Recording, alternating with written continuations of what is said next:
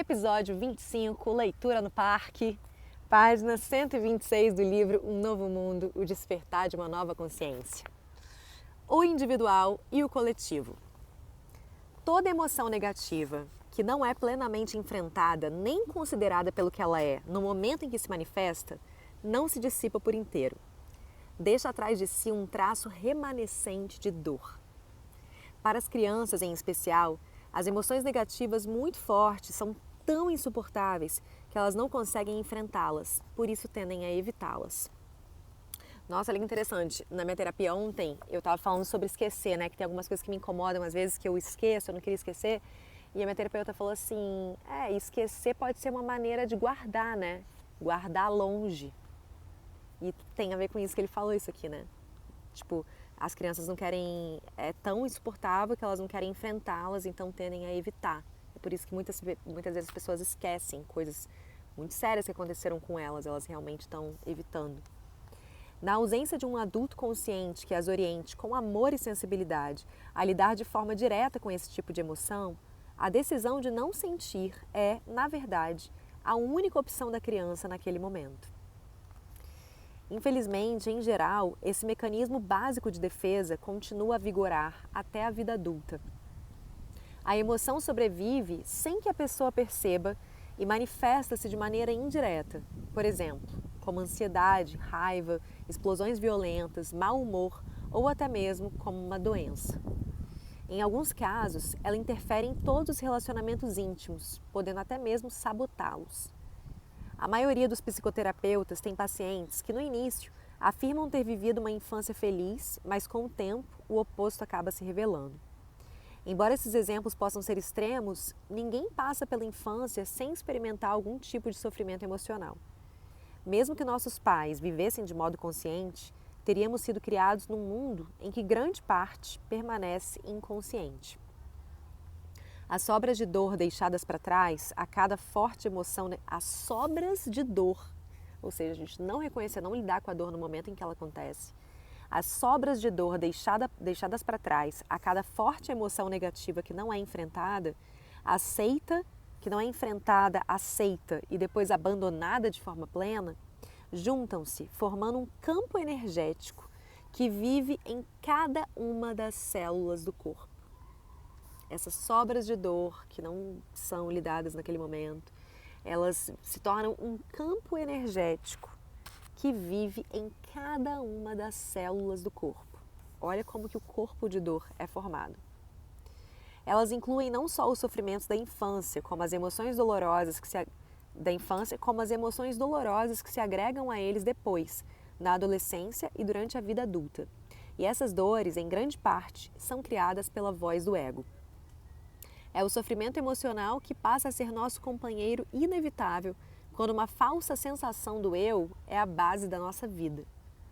Esse campo energético de emoções muito antigas, mas ainda vivas, que subsiste em quase todos os seres humanos, é o corpo de dor.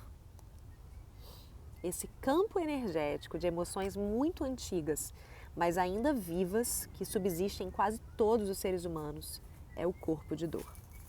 O corpo de dor, porém, não tem uma natureza apenas individual. Ele também engloba o sofrimento experimentado por um número incontável de pessoas ao longo da história da humanidade. Essa dor se caracteriza por um conflito tribal ininterrupto, escravidão, pilhagem, sequestros, torturas e outras formas de violência. Tal sofrimento ainda vive na psique coletiva e é aumentado todos os dias, como podemos constatar quando assistimos aos noticiários ou presenciamos os conflitos nos relacionamentos entre as pessoas. O corpo de dor coletivo, existe um corpo de dor também coletivo, que engloba todas as pessoas. É provavelmente codificado dentro do DNA de cada ser humano, embora não tenhamos descoberto ainda. Todo recém-nascido traz um corpo de dor emocional. No caso de alguns bebês, ele é mais pesado e mais denso do que em outros. Algumas dessas crianças são muito felizes na maior parte do tempo, enquanto outras parecem carregar uma imensa quantidade de infelicidade dentro de si, sem nenhum motivo aparente muitas vezes, né? É verdade que há bebês que choram demais porque não recebem amor e atenção suficientes, porém outros choram sem nenhuma razão aparente. quase como se estivessem tentando tornar todos ao redor tão infelizes quanto eles próprios, e geralmente conseguem. Eles chegam a este mundo com uma porção significativa do sofrimento humano. Está falando que eles já chegam, né? Com uma porção significativa desse sofrimento. Existem ainda os recém-nascidos que choram com frequência porque sentem a emanação das emoções negativas do pai ou da mãe, e isso lhes causa sofrimento e também faz seu corpo de dor aumentar pela absorção da energia dos corpos de dor dos pais. Seja qual for o caso, à medida que o corpo físico do bebê cresce, o mesmo acontece com o corpo de dor. Uma criança pequena que tem um corpo de dor leve não será necessariamente um adulto mais avançado em termos espirituais do que alguém com um corpo de dor denso. Na verdade, em geral acontece o contrário. Quem tem um corpo de dor pesado costuma ter mais chance de despertar espiritualmente do que quem possui um corpo de dor leve. Embora algumas dessas pessoas permaneçam presas ao seu corpo de dor pesado, muitas chegam a um ponto em que não conseguem mais viver com a infelicidade e assim sua motivação para despertar se fortalece. Interessante, né? Muitas pessoas dizem que Escorpião é um signo muito profundo, né? E muitos terapeutas, pessoas que trabalham com cura, são escorpianas. Porque dizem que essas emoções, essas profundezas, elas vêm tão à tona que em algum momento a pessoa precisa lidar com aquilo. E aí esse despertar acontece mais rápido. Eu estou dando um exemplo de escorpião porque me veio aqui na cabeça, que eu já ouvi muitas vezes falar isso. E para observar, assim, muitos terapeutas, pessoas que trabalham com cura, são escorpianas. Por conta disso, às vezes a pessoa já tem uma coisa muito branda e ela não vai investigar a fundo, né, os processos dela. E quem tem muitas questões para serem elaboradas, elas precisam investigar isso. E aí elas acabam expandindo essa consciência nesse sentido. A motivação para despertar se fortalece. Por que o corpo de Cristo em sofrimento, sua face distorcida em agonia e seu corpo sangrando com numerosos ferimentos é uma imagem tão significativa na consciência coletiva da humanidade? Milhões de pessoas, sobretudo na época medieval, não teriam tido uma afinidade tão profunda com ele, caso alguma coisa dentro delas mesmas não estivesse em consonância com essa imagem, se elas não a tivessem inconscientemente reconhecido como uma representação exterior da sua própria realidade interior, o corpo de dor. As pessoas ainda não estavam conscientes o bastante para reconhecê-lo dentro de si mesmas, porém era o começo da sua tomada de consciência em relação a ele. Cristo pode ser considerado o arquétipo humano, incorporando tanto o sofrimento quanto a possibilidade de transcendência. Como o corpo de dor se renova? O corpo de dor é uma forma de energia semi-autônoma que vive dentro da maioria dos seres humanos, uma entidade constituída de emoção. Uma entidade constituída de emoção. Ele tem sua própria inteligência primitiva, como um animal astuto, e ela é dirigida basicamente para a sobrevivência. Assim como todas as formas de vida, o corpo de dor precisa se alimentar com regularidade. E o alimento, atenção aqui, e o alimento de que ele necessita consiste numa energia que é compatível com sua natureza, isso é, que vibra numa frequência semelhante à sua. Qualquer sensação dolorosa em termos emocionais pode ser usada como alimento. E isso não só da própria pessoa. Qualquer sensação dolorosa de qualquer outra pessoa. É por isso que ele prospera com um pensamento negativo e também com conflito nos relacionamentos. O corpo de dor é viciado em infelicidade.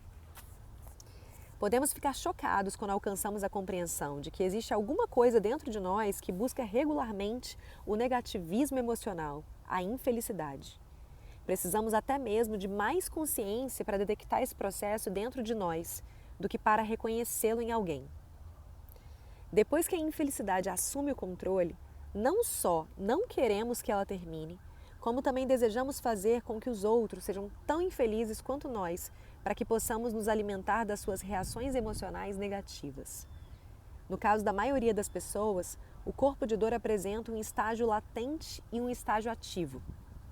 Quando ele está latente, nos esquecemos com a maior facilidade de que carregamos uma pesada nuvem escura ou um vulcão adormecido dentro de nós, dependendo do campo energético do nosso corpo de dor em especial.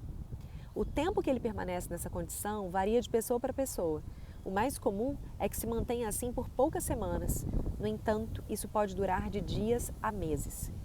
Em casos raros, o corpo de dor pode ficar em estado de hibernação durante anos, antes de ser despertado por um acontecimento.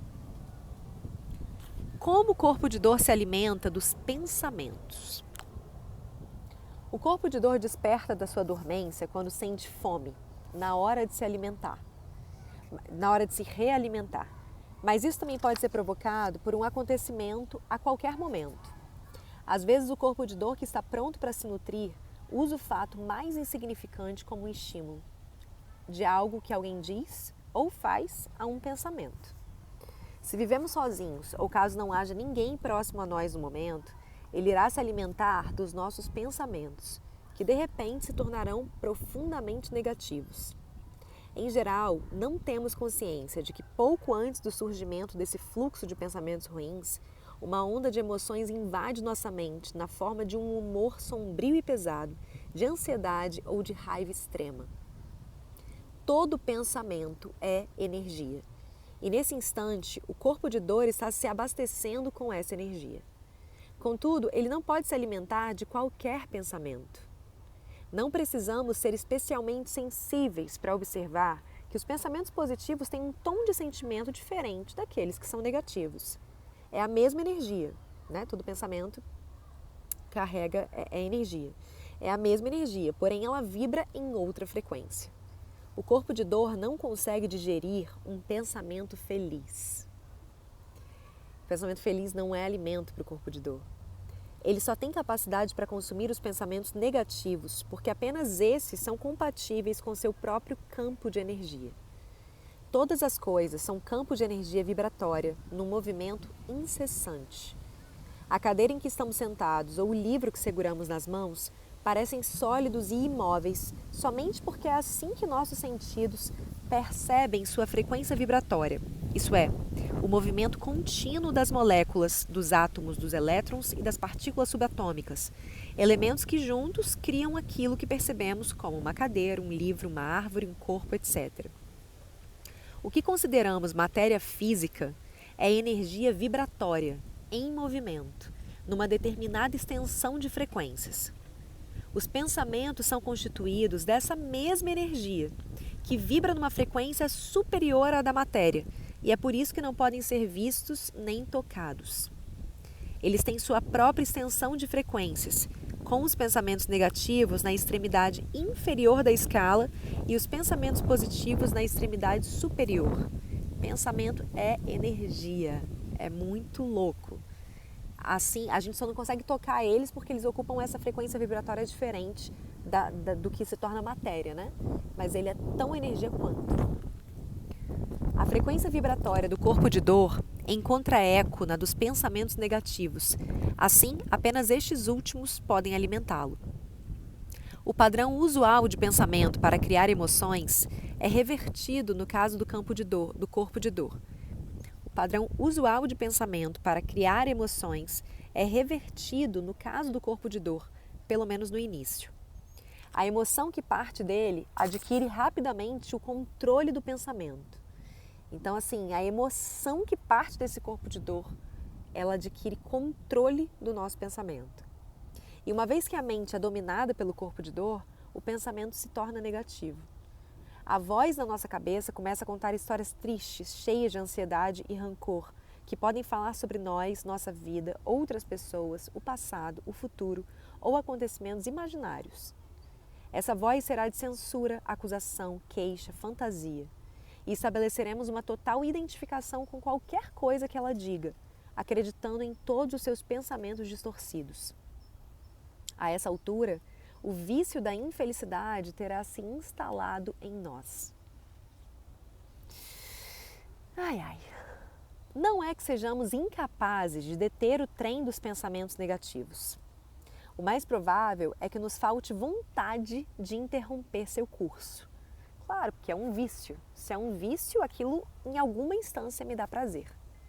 E é por isso que eu não quero interromper esse fluxo.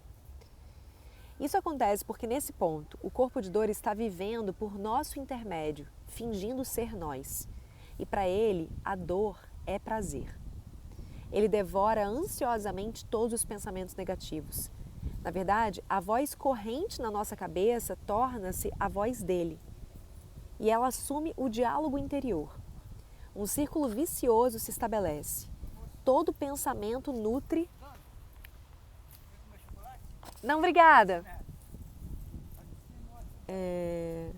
Um círculo vicioso se estabelece. Todo pensamento nutre o corpo de dor, que por sua vez produz mais pensamentos. Eu vou voltar, né? Que eu me desconcentrei um pouquinho, peraí. Na verdade, a voz corrente na nossa cabeça torna-se a voz dele, e ela assume o diálogo interior. Um círculo vicioso se estabelece. Todo pensamento nutre o corpo de dor, que por sua vez produz mais pensamentos. Em algum momento, após algumas horas ou até mesmo depois de poucos dias, ele estará realimentado e retornará a seu estágio latente, deixando para trás um organismo exaurido e um corpo físico muito mais suscetível à doença. Se ele lhe parece um parasita psíquico, você está certo. É exatamente o que ele é.